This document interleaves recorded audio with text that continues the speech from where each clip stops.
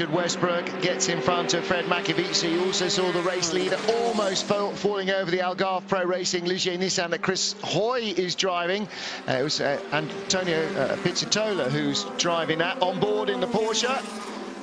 And Fred Mako was a bit disparaging about the balance of performance at lunchtime, and that's exactly what he was saying. He said they just drive past you and go away. Comprehensively blown away on the straightaway. There was Fred in the Porsche, and yeah, you can see the difference there from on board that Porsche. Also talking about Porsches in GTE AM, it's Patrick Long who leads now in car number 78 from number 78 of Wolf Hensler, and Adam Carroll now up into third place in car number 86. That's the Gulf Racing Machine, and behind him in fourth now is number 55, of course, a Ferrari Matt Griffin, currently at the wheel of that car. Jeremy will want to make a note of the fact that Paul Chatin has just stopped in the number 23 Ligier Nissan. That's the new team to them, Panis Barthez, with Olivier Panis and Fabien Barthez, France's World Cup winning goalkeeper, not only owner but also driver. Into come number 40, the Krone Racing Ligier Nissan, not Ligier Chud anymore, and number 2, Romain Dumas in the Porsche from third place, leaving both Toyotas still out, 1-2 on the racetrack, and yet to match their rivals by making a second stop. And the GTE Pro Class leader, Richard Westbrook's Ford GT, coming into the pit lane right in front of our booth, allowing Makovici, who he's just displaced, back into the lead of that class. Yeah, so Fred Mako stays out a lap longer at least, and you know, this is generally the balance in a road car, isn't it? If you've got an Aston Martin V12, it's going to go faster but less far on the same tank as fuel as a 2-litre Ford Focus. So that's the deal here as well. The faster you want to go, the harder you have to force your car through the air, and the more energy you need. And each car is only allowed a certain amount of fuel in the tank, and therefore if you're going quicker you tend to stop more frequently. It is that balance. Now, having just seen the Ford GT in the pit garage, we just heard from the team there that they had a gearbox problem. Is that, do we think, what Andy Priaulx was referring to under the safety car laps before the race went green, when he said to the guys over the radio, don't panic, nothing to be worried about, but just for your information, there is a slight harshness that I'm hearing and feeling from the rear of the car. Yeah, every time he's pulling the shifter and it's going up a gear, clang, clang. I mean, it's not like that, but it's not exactly the way it should be.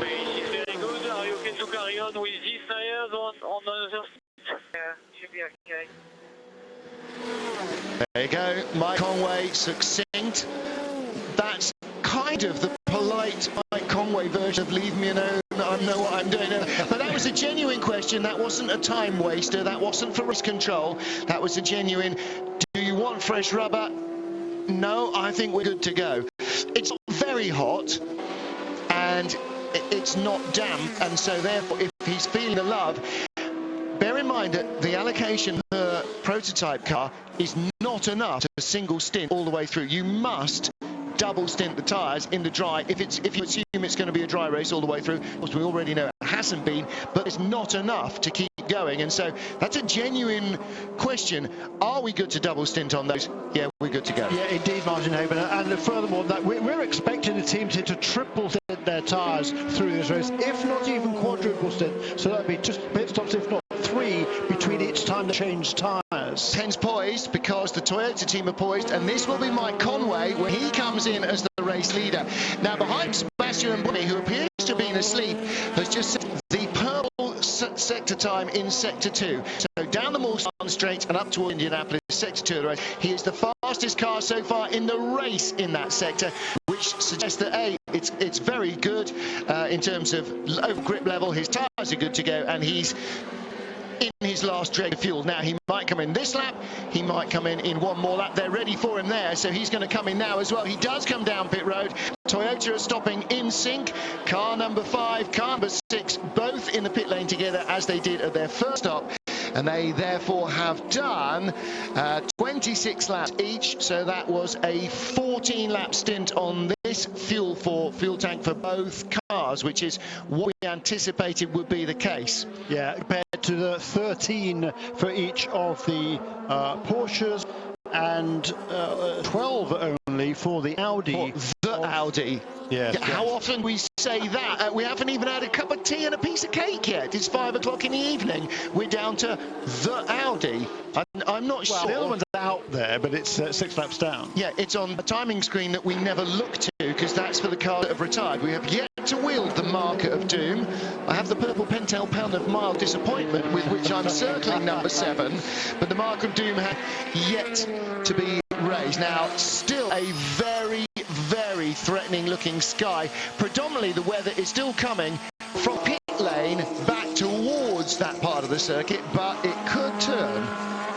We just had the leaders from the GTE Pro class, Fred Makovici, come into the pit, followed immediately by James Collado's Ferrari, the second place car, and Giancarlo Fisichella's third place Ferrari, and Sam Bird's fourth place Ferrari. So that's how far the Ferraris can go on fuel, I think we can assume. Porsche too. The gap between the top 4 cars in the GTE Pro class, just seconds. Yeah. The biggest gap between any of the top 4 is 3 seconds, 7 seconds actually, from third down to fourth place Dirk Muller. So there is one of your Ferraris. Which that's the 51 car. So that's James Collado, who brought the car in from second place in the GTE Pro class, behind Fred Makovici's Porsche, who in turn had taken it over from Dirk Muller's Ford, which stopped a little earlier and now pops back to the top of the Pro class. Ноттингем, Англия.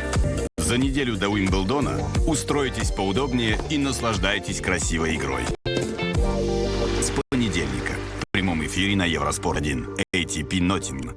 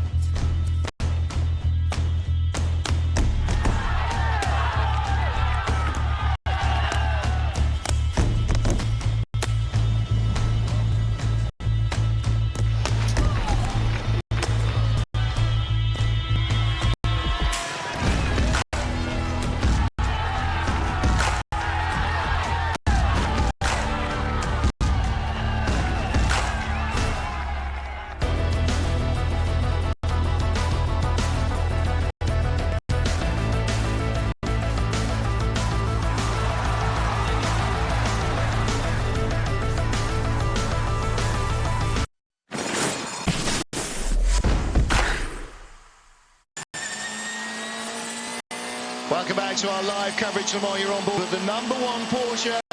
This is our current race leader, Brendan Hartley, and already after just one round of green flag pit stops, we're seeing a pattern starting to emerge. The remaining Audi, or the one that's even on page 1 or 2 of the timing screen, is doing 12 laps on a tank of fuel. The Porsches are doing 13 and the Toyotas are doing 14, but matching their factory rivals for pace. So as the lead has flip-flopped due to pit stops, Brendan Hartley is back in front, but Mike Conway is in second place, 6 seconds ahead of Loic Duval's Audi.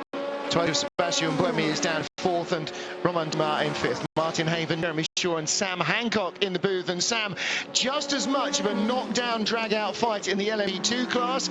Looking at the G-Drive car here with the number 28, one of 4 open prototypes. That's the Pegasus Racing Morgan Nissan behind. A fantastic battle all the way through the LMP2 class. Yeah, you've got René Rast there in the G-Drive. Okay, he was leading earlier on, but he's on his way back up from fourth place now. René, the pole sitter in that class, obviously, and 28's been delayed. Where's he on the timing screen? I was just having a look. I can't see him. No, he is therefore on page 3, so he is a long way back. Our new leader in the GTE class, by the way, Dirk Muller's Ford and Patrick Pilet's Porsche have just stopped, so Jeremy will be sorting that out in his plan of everything that matters, and so too has the 64 Corvette come onto pit road.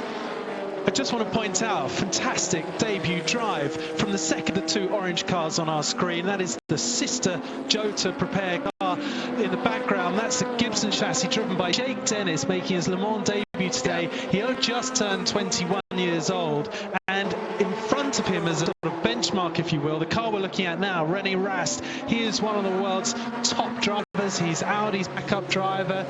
He's, in terms of sports car race, absolutely at the pinnacle. Jake, meanwhile, just a few feet behind him down the road. And between them, number 47, Richard Bradley. So that is a battle for position. René Rast is 4th in LMP2, Richard Bradley 5th, Jake Dennis in 6th position. They can see each other. One Aston Martin in between them. In front of them, the LMP2 class leader is Roberto Meri in the Manor Motorsport car. Matthias Besch in second, and another Gibson chassis, Alsaman John Kane in third. Now, he's just missed the kickoff of Northern Ireland, Ukraine. I sort of expect him, half expected him to pit and get out and go in and watch the footy. However, he's a football fan second, even though it's been a while since he's had a Northern Ireland team in a major championship to cheer. And just to note here, last time around, Brendan Hartley turned his best lap of the race at a 3:25.2. And he had, you remember a little while ago, he set the fastest lap of the race. Well, the fastest lap has been set a couple of laps ago by Benoit Trellier in car number 7. So that repaired Audi is the fastest car out there at 3:25.88 for Benoit Trellier, but he is 6 laps behind and not yet even on the second page of our timing system here. Now, the other Audi, which is currently lying in third place, Loic Duval's number 8 machine, which has been up and down in the lead group, 3:26.4 on the last lap. The leader did a 28.2. Second place, Mike Conway, a 29.6. Now, all of that, some of that, most of that is where you catch slower cars, and with a 60-car entry, 58 of which at least are running healthily still, there's a lot of cars to catch, Sam. There is, and speaking of cars trying to catch each other, we're riding on board, and the meat in the sandwich of the battle for 4th place in GTE Pro right now that was on board with Dirk Müller in the Ford GT as he chases down Sam Bird's AF Corsa Ferrari, and being dropped actually just behind them. Last year's outright race winner Earl Bamber moved from the prototype categories to GTs for this year's race. He was holding his own, but as is starting to become an all too frequent sight, the Porsche just being dropped quite visibly by the Ferrari and the Ford GT. Yeah, I misled Jeremy, by the way. Last lap it was 63 that came in. That was the car, the 63 Corvette of Antonio Garcia, and Ollie Gavin still out in the 64 car. And Ford and Ferrari certainly have the performance upper hand in the GTE Pro class. Well, the whole idea, again, of the ACO's rule makers is to allow you to bring any kind of car and then to try and balance power, weight, speed across the class, and it doesn't seem as though they've quite managed to get it right, because Ford and Ferrari, whenever they have the opportunity, can leave the Porsches, the Corvettes and the Aston Martins behind. Just got a good illustration there. We saw Sam Bird's Ferrari coming out of the Porsche curves, running very wide beyond the white line onto what is deeply corrugated tarmac. It sends an awful vibration that ricochets through the whole car, shaking your teeth. And what happened there is he was passed in the middle of the corner by the LMP2 car in front, and that, even to a GT car that, you know, they have less downforce than the prototypes, but they still rely on downforce quite a lot, and when you follow so closely behind, you lose that. So we'll come through the left-hander with an arm full of understeer, unable to keep the car on the line he was aiming for. Well, again, more LMP2 battles. This is the Panis Barthez car. That's been lapped, in fact. So number 23 car, or was it? Was that? No, that's 25 behind. So this is the battle for 10th place. Porsche ahead of Andrea Pizzitola. And Nico Lapierre in 36, in fact, was not lapping them. He's jumped both of them. That dark blue car is the Alpine Nissan of... 36 cars just moved up 2 spots. Now, our GT Pro battle, you were saying Sam Bird in 4th position in the Ferrari. The classes have been led by Richard Westbrook's 4th, James Collado and Giancarlo Fisichella 2nd and 3rd for Ferrari. Birdie in 4th place for the Ferrari team, Dirk Muller's Ford and Earl Bamber's Porsche 5th and 6th. And of course, this is very different from what his day job is, Sam Bird, or it's a bit questionable to argue what his day job is. Is his day job racing an AF called Ferrari in the World Endurance Championship, or is his day job racing for DS Virgin in Formula E? But you can hardly imagine 2 more different kind of atmospheres to be in terms of the noise and the feeling of the car. Yeah, but that's what I love about the career of so many guys that are able to be, just we look down at the bird's eye view. Now there's a spill, and there's is that the fire we're worried about? Has fuel spilled on the red hot brakes, or was that just a stab of flame from the side exhaust? Whatever, they're trying to get the Beechstein car, Andrew Howard and crew. Oh, that's not a camera shot. Even after 2 hours of the race, that really gives you the willies. The Beechstein Aston Martin heads back out. That's an AM-class car. Andrew Howard, reigning British GT champion, sharing with Liam Griffin and Gary Hirsch. And in fact, his British GT champion partner is also in the race, also racing in an Aston Martin, just not in the same team. Paul-Luc Chatin just holding off Antonio Pizzitola. But you can see the car, the Alpine that was behind, is now vamoosed, absolutely cleared off. Yeah. And that was Nico Lapierre, which is hardly a surprise. He was one of Peugeot's works drivers. He raced Peugeots for Hugues de Schoenack as well. Lapierre is an absolutely A-grade Platinum Plus driver. You could put him in a Toyota, a Porsche or an Audi, and he certainly would match anything they've got in terms of driver lineup. Yeah, and Pizzitola there, just in that lighter blue Ligier running behind in the shot we're looking at. He is teammate to Britain's greatest ever Olympian, Sir Chris Hoy, who I was chatting to earlier on, looking cool as a cucumber as he just made a few final changes to his seat insert. Pizzitola charges down the inside in the braking zone, down into Mulsanne corner. A nice clean textbook move there, no defensive driving from the Barthez car in front. Everybody wanting to keep as clean as possible at this early race, because we've got an awful long way to go.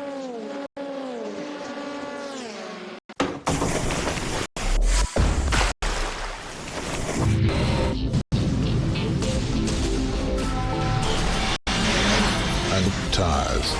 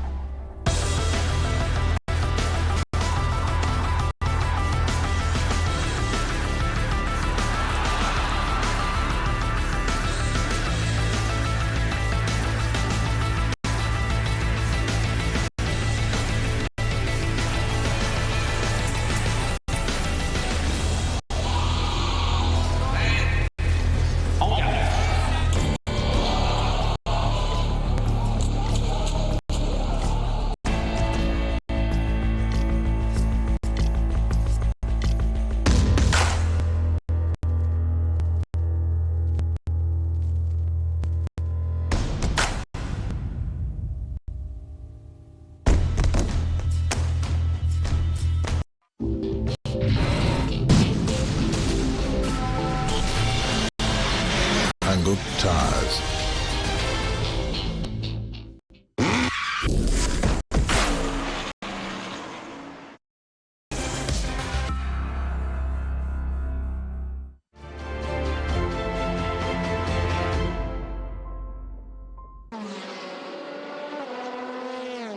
Le Mans live on Eurosport, continuing our coverage of the 24-hour race, the world's greatest endurance motor race. Looking here at one of our LMP2 battles, the G-Drive Ligier Nissan in front of number 47, Orica prototype. This is for 1, 2, 3, 4th in the class. René Rast in the orange G-Drive car ahead of Richard Bradley, last year's Le Mans winners. And in front of them, 42, that is Johnny Kane, Ulsterman Johnny Kane in the Gibson Nissan. The Gibson originally a Reynard chassis dating back to 2000 and still highly A, sexy, and B, very, very competitive. He lies third in class behind Matthias Besch and Roberto Meri, who are both in Orica chassis built by Hugues de Schonach's team here at Le Mans. In fact, almost all the LMP2 cars are built here in Le Mans, because the Ligiers are built by Onroc Engineering, which is the sort of remains of Pescarolo here, and they are also based at the Technopark at Le Mans.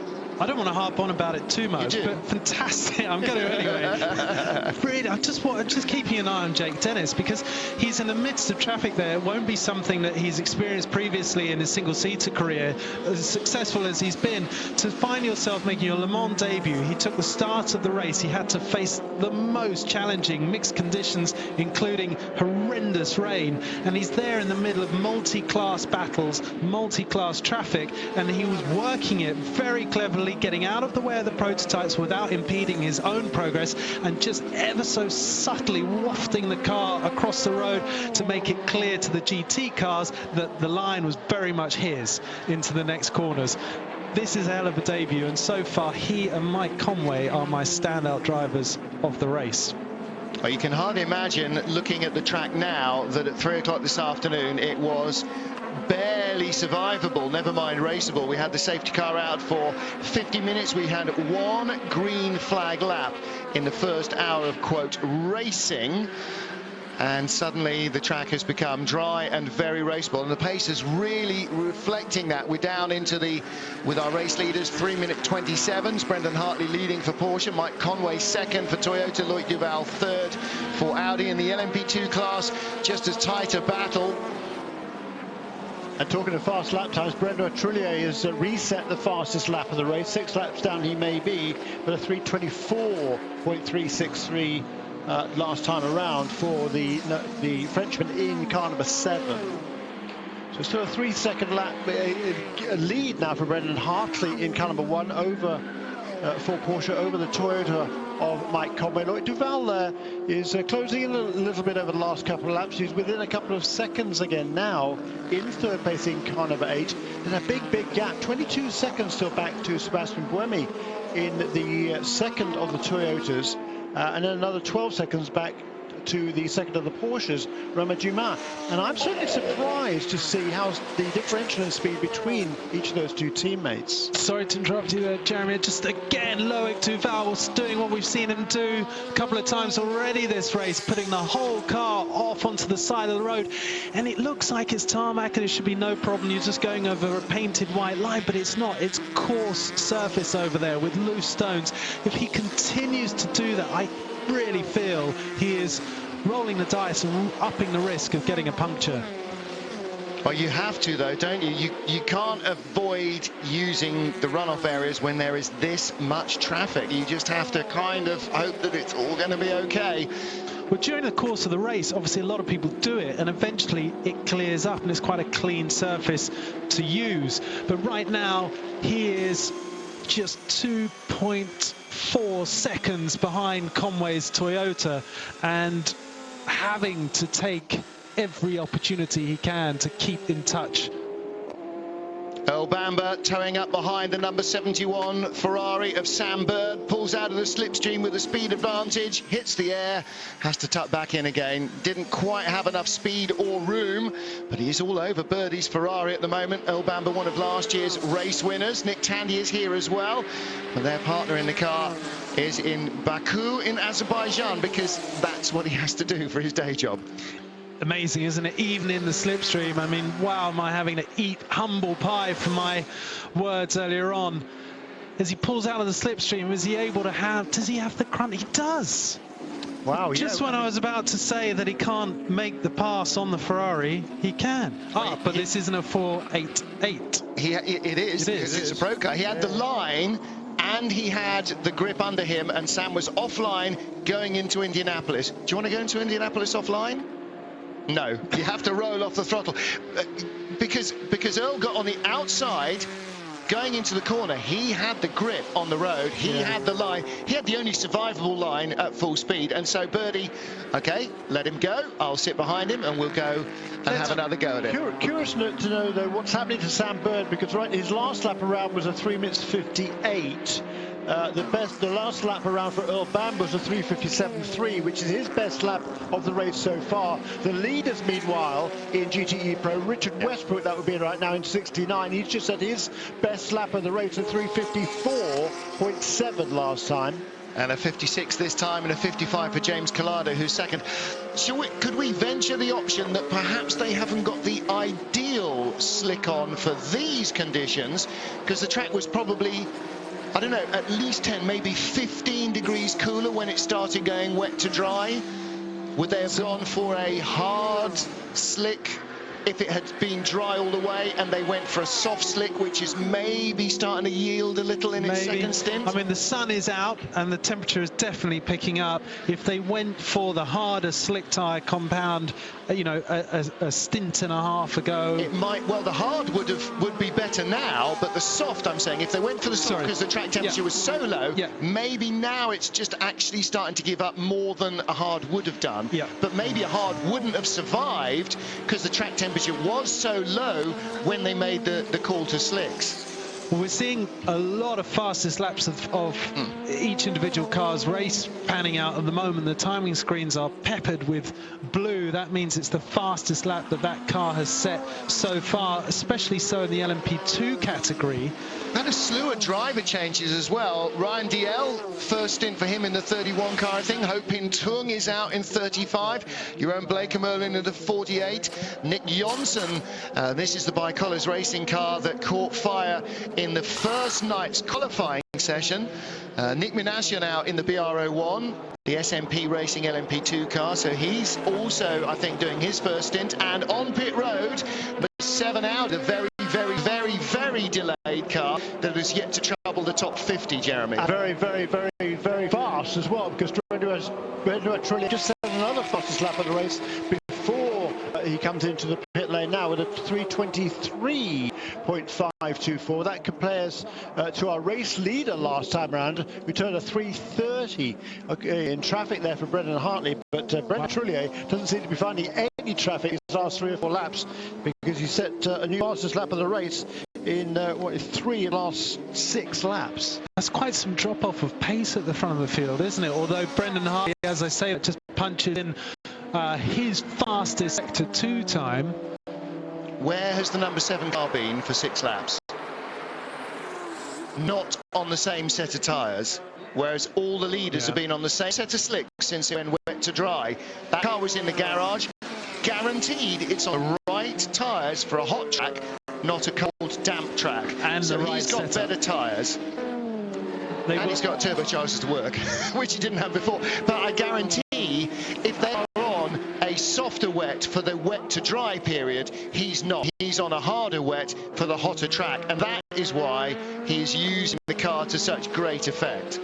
Yeah, and also, you know, they're sitting in the garage with time to make small setup tweaks if they want to, whilst they're also repairing the car, and they might just say, well, let's take a gamble, we're going full aggressive dry race setup. Yeah, and that in itself is worth probably a couple of seconds a lap over a compromised setup that has to deal with some inevitable rain that we knew before the race started we were going to have at some point. And Sam, you were talking about blue lap times showing up. It's just done that, exactly that for each of the top 3 cars. Brendan Hartley just turned his best lap of the race, a 3:24.9. Second place car Mike Conway, 3:24.8. And the third place car of Loic Duval in the Audi, 3:25.4. That is his best lap also. And look at this, 3 wide behind Conway, because here comes Loic Duval in the number 8 Audi. He's not hanging around, is he? There's an LMP2 battle still wheel to wheel down the straight, and Mike Conway down into the first chicane, just inches in front of Loic Duval. There was less than a second between the blind. Those red lights on the side of the car, that denotes that it's an LMP1 class car. 1 light for your class leader, 2 for second, 3 third. Well, Mike Conway setting the timing screens alight, trying to close down race leader Brendan Hartley. Let's get down to the Toyota pit, catch up with Conway's teammate Kamui Kobayashi. Kamui, you've had a lot of experience in Formula 1, but this is your first time at Le Mans in an LMP1 car. How are you finding it? Yeah, I'm not street racing yet for today, but I think actually we're pretty good. So, you know, I think it's just we keep going and we see what happens. It's still a long way to go. So you cannot say too early moment, you know, but I think I'd say we're in good shape.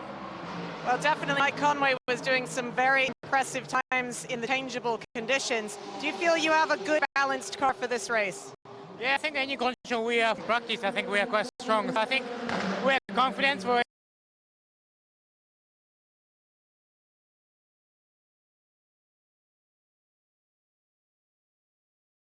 From Kamui Kobayashi, we saw a change for second in the GTE class between the 2 Ferraris. The red car of Giancarlo Fisichella right in front of us now as we ride on board with Britain's James Collado.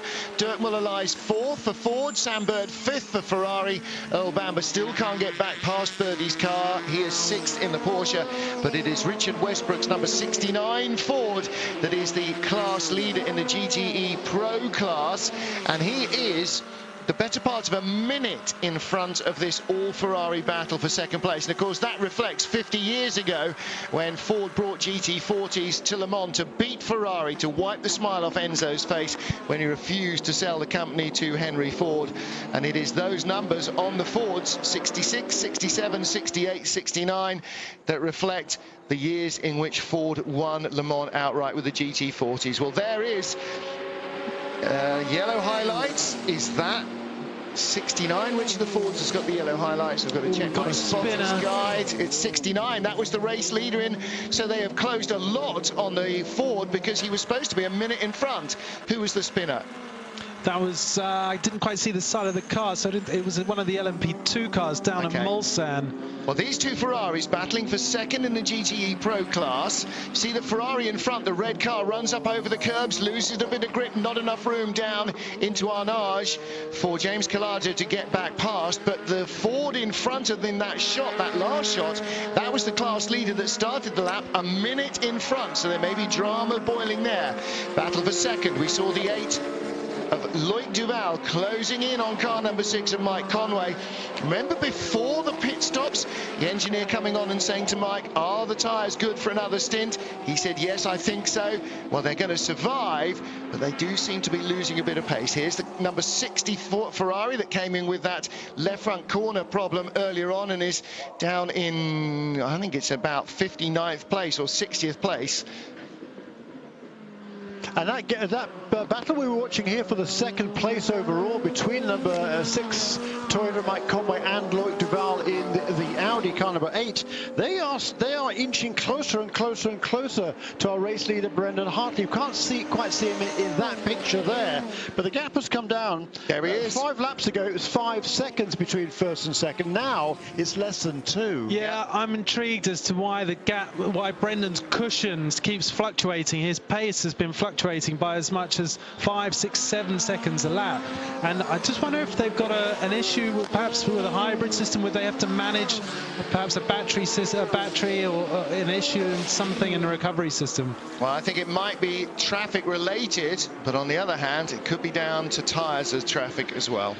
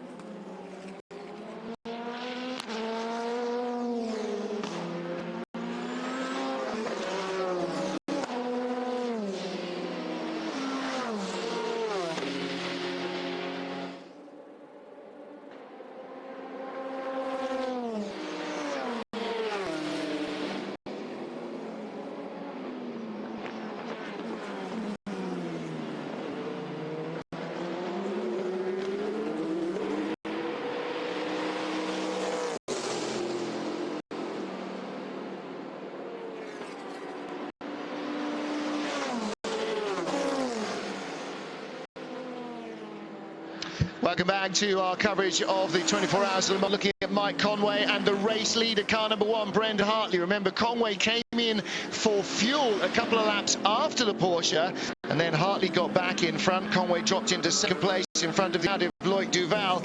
Now he's chicken off Duval. That's the third car in your shots with the Krone Racing MP2 car behind it. He's put Duval about a second and a half, maybe 2 seconds behind him, but he's taken 6 seconds out of Brendan Hartley in the last half dozen laps. Mike Conway again flying in the Toyota and will go further. The Porsche will need to pit for fuel, but by that time, Mike Conway, who's just set the race's fastest lap last time round and is again going quicker, will have taken the lead away without the need for the Porsche to pit. The Toyota is absolutely charging at the moment.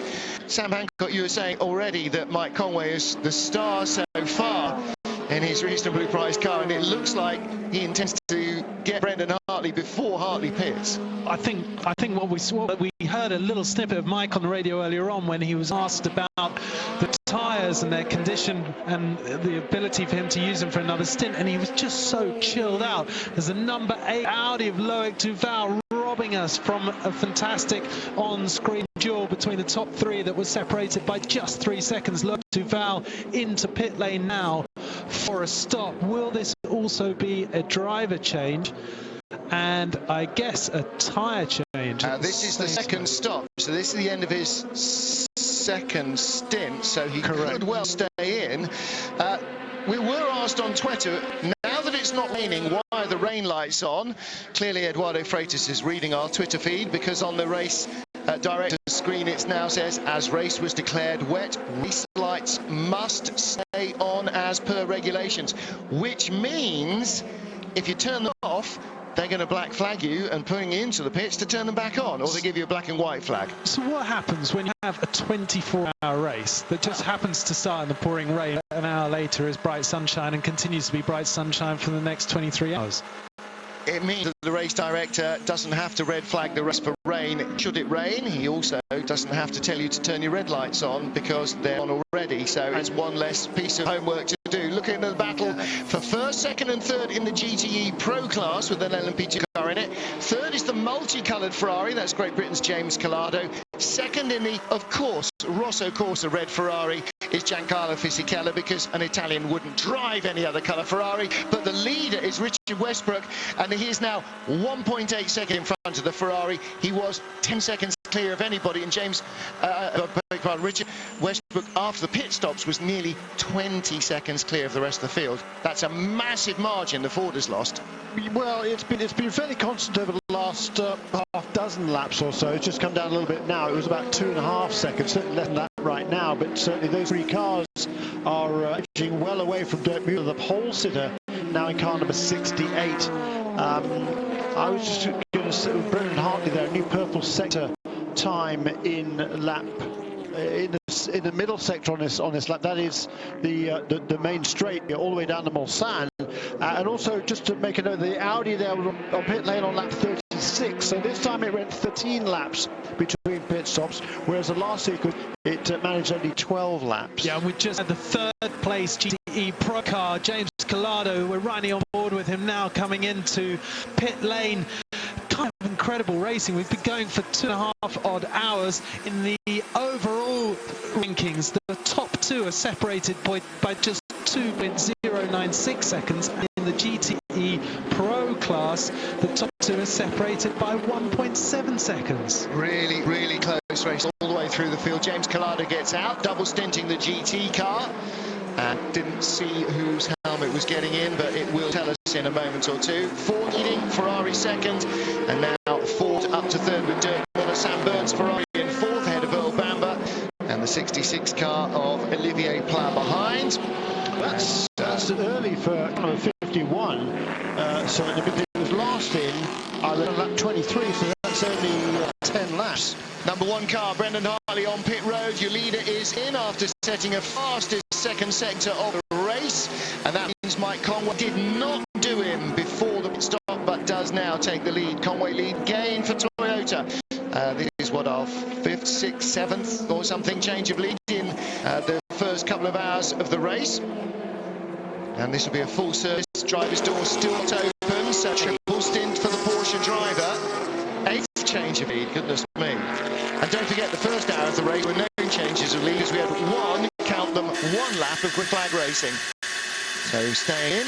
Brendan looking pretty fresh. Yep. Not even a sign of a bead of sweat, let alone any stress or panic on his face. Eyes wide open, clearly super focused. But I spoke to him earlier on, he seems pretty chilled. He's a chilled out guy at the best of times. I've never seen him anything other than chilled, even when he was really under stress. There's the Krohn Racing at Ligier Nissan in front of him, car number 40. Tracy Krohn shares with Nick Johnson and Joao Barbosa.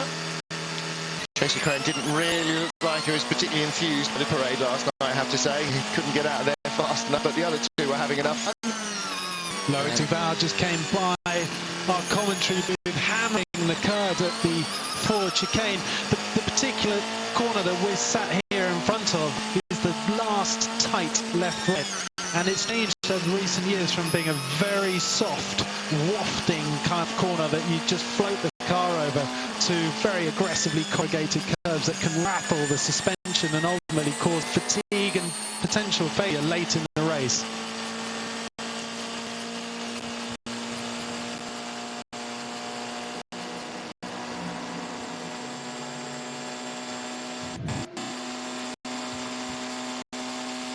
As we sit ready with the number 1 car, Brendan Hartley, down the straight, showing you just exactly what sort of traffic you have to deal with. One of the ESM LMP2 cars finally had to turn into the corner. He didn't cut him off, but he had to get round. And Brendan Hartley was aware that that was going to happen. Liz Halliday is in the pit lane. We're going to catch up with her and chat to Nico Prost. See what his thoughts are on the race so far. Well, Nico, I'm sure this year with the works teams fielding just 2 cars each, there must have been some hope that maybe you guys would get on the podium. Unfortunately, that's been held up for your team. Can you talk to us about that? Yeah, I mean, it's only the beginning, so let's wait. But we had a small issue with a sensor on the engine. So we had to pit and lost about 3 laps. Could have been worse if it had not been under safety car. So, you know, let's keep going and we can still make up some ground. And how do you feel cars are compared to last year? I know it's always a struggle as a private team against the work cars, but how do you feel you compare this year? I think we've made some improvement. Obviously, the relationship with Dunlop is very new, so there's still a lot to learn, but I think the race is okay. You know, we just need to keep going and not have problems. Okay, well, we wish you a lot more luck. Thank you.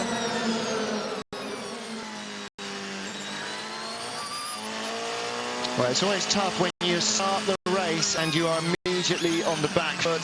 And so Nico Prost and his teammates are going to have to be as sympathetic to the car as humanly possible, because they're going to have to flog the living daylights out of it in a race where everything is already being driven at 110%. Martin Haven, Sam Hancock in the booth.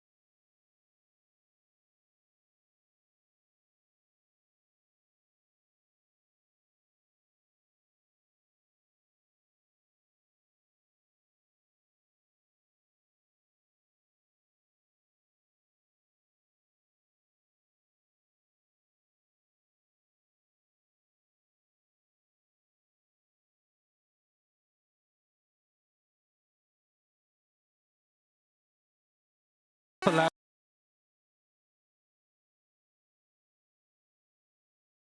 in the Ford GT, and Giancarlo Fisichella all over him in the Ferrari, and Hugh, we've been talking about the 50th anniversary of Ford coming here with the GT40, winning the first of 4 consecutive races. That was Ford versus Ferrari, and we're back here half a century later with the same battle. Yeah, good, isn't it? It is good, isn't it? It really is very good. It's very exciting having Ford back. And with a thing that looks remarkably like a car new 50 years ago. Well, doesn't it, though? It is a stunning looking weapon. Of course, they could have made the 488 look a bit more like a 250 LM, but it's not that far away, really, is it? No, it isn't. Fisichella on the gravel exiting the final corner. That's how hard he's pushing. He does not want Westbrook to get away in traffic, but Westbrook got the brakes there in the traffic. Fisichella in the Ford curve, in the Porsche curves rather, being dive bombed by prototypes, which just made him change his line. They're going by the B16 Aston. That's an AM-class Aston Martin in the GTE cars. And Westbrook, and again, you know, we talk about drivers braking cars. They often break it on other cars, and this is why the drivers now are so much of a part of it, because you've got to avoid traffic in real pressure situations like that. Yeah, for sure. What I was saying earlier was the biggest change these days is the gearbox, because we always had problems with gearboxes. But that was when they had gear changes and drivers had to be correct in their gear change. Of course, they never were. But now technology does it for them, and they flick it. And you rarely hear, I mean, you do hear obviously of gearbox failures, but compared with the time that we're talking about in the 80s, it was a permanent happening, really. Well, from time immemorial, and indeed, of course, the race was set up in 1923 to prove that cars could continue for more than the random 20 minutes, and you didn't need a chauffeur to fix it every time you wanted to take it out. It's always been a test of machinery, a test of man and machine. And the endurance element now, definitely, in most cars, keeping it off the barriers and off other traffic is one of the the overriding concerns for all the drivers. Again, looking at the GT lead battle, the Ford of Richard Westbrook. It's almost as if Fisichella can cast his line and just reel himself in onto the back of the Ford. The Ferrari has the pace. It hasn't found the break in the traffic, but now, Sam, he is getting close. He's in the tow, and he will gradually start to pick up pace from the full slipstream as well, as the Jota sport car of Jake Dennis tries to go by. And there's a salient indication of how hard it is for LMP2 drivers. They've got better brakes, they've got better aero, but you get along a GT car at top speed, and it's all but impossible to get by them. You really have to outbrake somebody in, quote, a slower car. Well, we've been saying that the Ford GT looks a little bit like the Ford GT/prototype car, both in the way its aesthetics and also in the way it seems to handle some of the longer, quicker corners like the Porsche curves. And you've just seen how not exactly easy Jake made it look to get past it. Fisichella dropping back a little bit. He'll be hoping to pull that back in soon enough.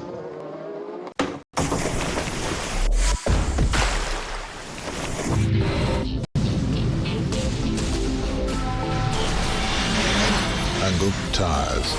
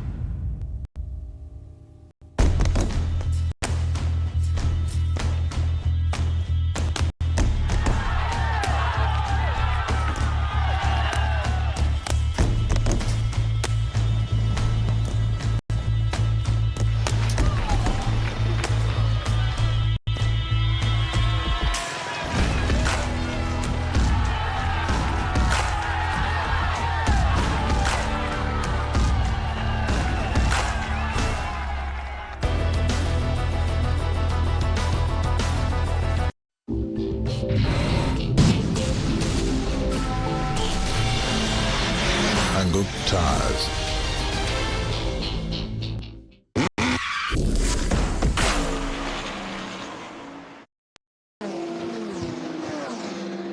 Welcome back to Eurosport's live coverage. Le Mans change of leader. Back in front is the #1 Porsche of Brendan Hartley, Mike Conway, and his Toyota teammate Sebastian Buemi just stopped for fuel, both having done 14 laps in. They dropped down to second and fourth position once more with the Audi R18 of Loic Duval in third place. And our LMP, our GTE Pro battle still continues. Richard Westbrook inches in front of Giancarlo Fisichella as the leaders carve through cars left, right and centre. Couple of quick Twitter questions we're going to ask. Just before you do, sorry to interrupt, I just saw the 51 Ferrari, that's Gianmaria Bruni just coming into the pit lane, and we think, Jeremy, don't we, that that car there, of course, the car was already quite recently in That's its fourth stop, Jeremy. Yes, exactly. It was in only 2 laps to go, so that clearly, I don't know whether it could have been a penalty. Here we are. It's in the garage. It is the equivalent of behind the wall. It is in the garage. Jacob at Jakeface picks me up and says, apparently we can't have 23 hours of bright sunshine at Le Mans. Yeah, it can be difficult. What do the row of lights in the Porsche 919 signify? Jason Green wanted to know. Well, there are colours on the numbers of the cars coming towards us. The #1 Porsche, red background to the number. You can see the Ford coming towards us, the GT Pro leader, green background to the number. Red backgrounds to the number on the door panel and on the nose, LMP1. Blue backgrounds, LMP2. Green backgrounds, GTE Pro. Orange backgrounds to the numbers, GTE AM class. So each class has a different colour. On the side of the car, there are little LEDs, circular LEDs. The leader in each class will have one single light in its class colour, so red for LMP1, blue for LMP2, and so on.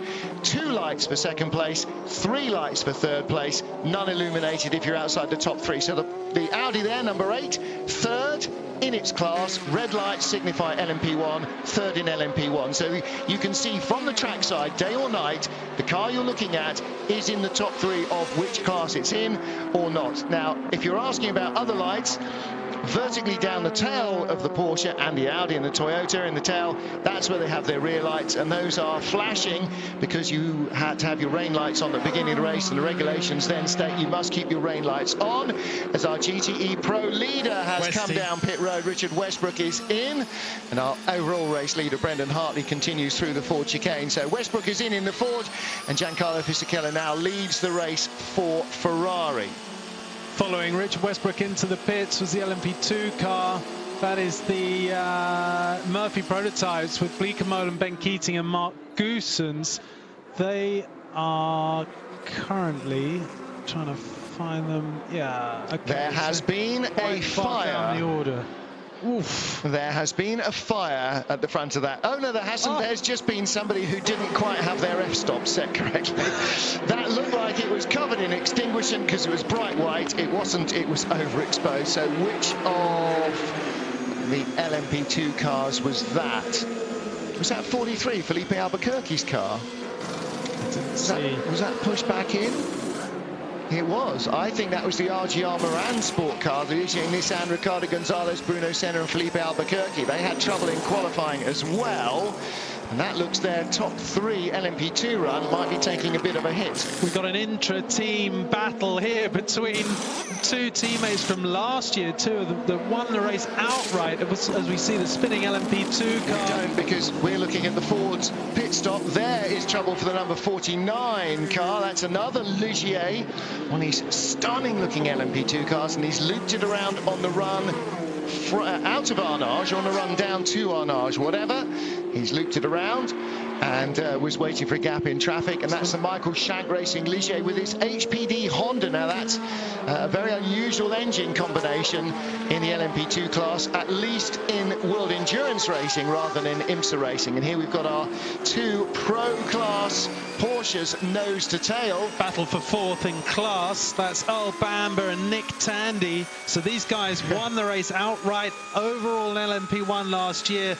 They've been moved to the GT class cars. This is not really Porsche's full-on factory team effort, but it is a heavily supported factory factory supported effort. Is that correct to say? It's as factory as you